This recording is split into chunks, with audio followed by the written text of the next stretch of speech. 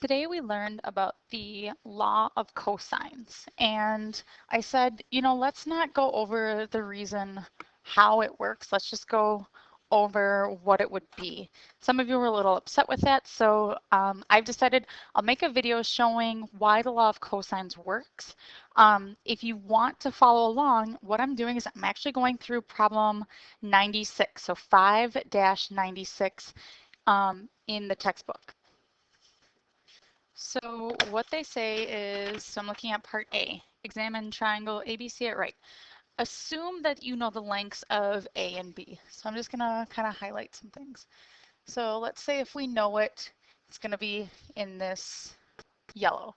So I know this side length A and I know this whole side length B. And we also know the measure of angle C. So we're gonna know this little part right here. Notice how the side opposite A is labeled little a. The opposite angle B is labeled little b. The opposite of angle C is labeled little c. That's just showing that these are the opposite sides. Line segment BD is drawn so that triangle ABC is divided into two right triangles. If CD is X, then what is DA? So here are the things that we don't know. What we don't know. So we don't know what this is. We don't know what this is. And oh, we do know what that part is. So we don't know what that is. All right, so if CD is X, what is DA? Well, the whole length of CA, so CA is comprised of CD plus DA. CA is equal to B, and CD is equal to X. So if I want to figure out what DA is, so I'm just going to rewrite this, would be like B equals X plus DA. If I want to figure out what dA is, it's going to be B minus X. So dA is B minus X. B minus X. I'm just going to erase this part over here, erase this part over here. So that's part A. So it says write an equation relating A, X, and Y. It says likewise, write an equation relating the side lengths of triangle DBA. So A, X, and Y. So that's a right triangle. Relating the side lengths, well, I'm thinking what only works with the side lengths of a right triangle? Well, the Pythagorean theorem. So this would be a squared equals x squared plus y squared. Okay, hopefully you're following along with that. And then it says likewise do the same thing for the side lengths in triangle BDA. So I'm going to do the same thing, right? The side lengths is Pythagorean theorem. So c squared equals b minus x squared plus y squared. So what I'm noticing is both of these equations have a y squared. So I'm just going to rewrite both of these equations. So I'm going to rewrite both the equations so they're both a y squared. So for example, for the triangle BCD, I would say y squared equals a squared minus x squared. And then for triangle BDA, I have y squared equals c squared minus b minus x squared. So what I'm going to do is I'm going to expand. So I have two equations that are equal to each other, right? They both equal the same thing. They both equal y squared. So I'm actually going to combine them. So I'm going to combine the two equations. So I have a squared minus x squared equals c squared minus the quantity b minus x squared. I can actually expand that b minus x. So this still remains as a squared minus x squared.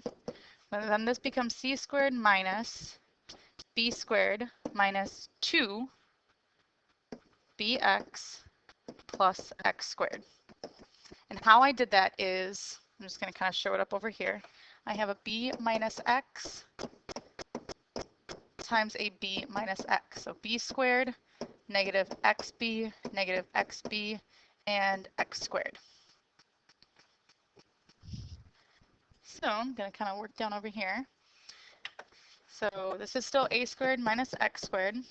This is c squared, and I can distribute that negative sign. So it's minus b squared plus 2bx minus x squared.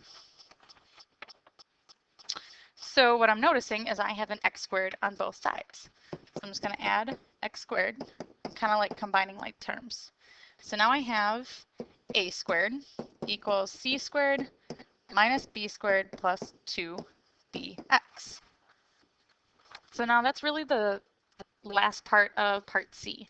Part D says the equation here still has an x term. So they're wondering, is there a way we can write it so it's no longer an x term? So I'm going to kind of look back up over here. And I'm trying to think, okay, if I know what angle C is, I know, so supposedly, I know what angle A is, and I could probably figure out what angle X is. So I'm dealing with a right triangle with angle C.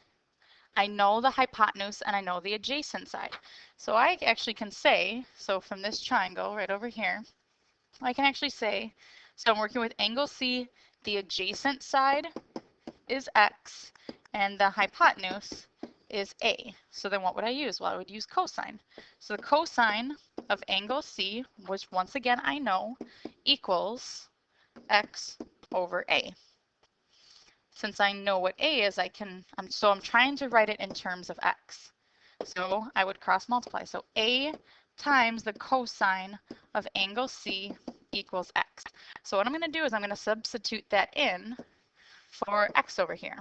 So once again, I'm going to rewrite it. So I have A squared equals C squared minus B squared plus 2 times B times A times the cosine of angle C. So once again, I'm just replacing this whole thing in for X. And multiplication really doesn't matter. So I'm going to, I'll still try to write this in black. So I'm going to just rearrange it because I like going in like alphabetic order. A squared equals C squared minus B squared plus 2A times B times the cosine of angle C. All right, so I'm finished up with part D. So it says solve your equation from part D for C. So what they're saying is they want to get C by itself. And the reason we're doing that is because if I go back up to the triangle, what I know is I know angle A, or I'm sorry, side A, the angle C, and side B. I don't know what side C is. So I want to set it equal to the C squared because when I do that, that's the thing that I'm solving for. So in this case, we're going to add B squared and we're going to subtract 2AB times the cosine of angle C from both sides. So once again, plus B minus 2AC AB times the cosine of angle C. So now this becomes A squared plus B squared, forgot the squared here, so starting off like Pythagorean theorem, minus 2 times A times B times the cosine of angle C equals C squared. So I just want to recap. I know, whoopsies, I didn't want that. I know what side A is. I know what side B is, and I know this angle C. The only thing I don't know is I don't know what that side is, and that's the side that's opposite the angle that we're working with. This is what we call the law of cosines.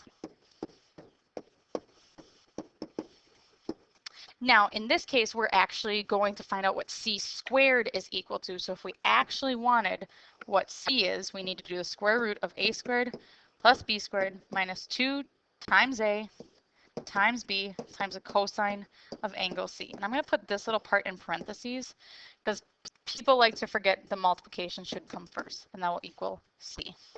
So that's it. That's how we are able to get the law of cosine. So you can see it's a lot of work to have to figure that out. It's applying Pythagorean theorem. It's applying the trig ratios. It's also applying substitution. So this is why we didn't go through this in class.